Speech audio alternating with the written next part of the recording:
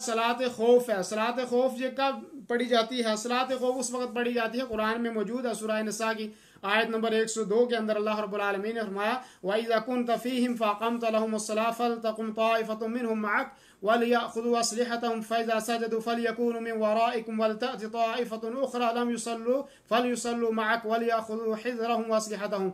अब ये जो सलात खौफ है इसके बारे में भी बहुत ज़्यादा इख्तिलाफ है कि कैसे पढ़ी जाएगी, लेकिन मैं आपको आसान तरीका जो है वो बता देता हूँ और इंशाल्लाह वो आपको जो है वो याद भी रहेगा।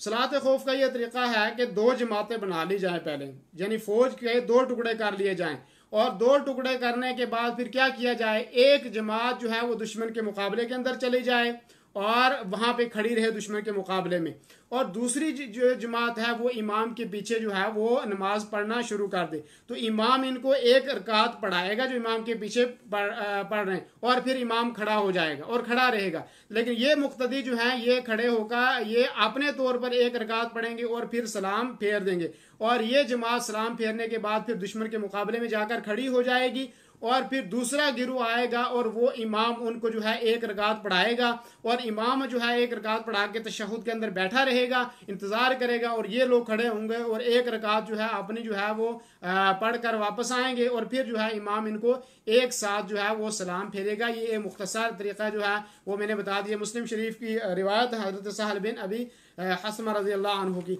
तो ये इंशाअल्लाह दीनी रहनुमाई के लिए हमारे चैनल को सब्सक्राइब कर दीजिए और घंटी के निशान को दबा दीजिए ताकि आपको मज़ीद कीमती वीडियोज़ मिलते रहें। जज़ाकल्लाहु खैर।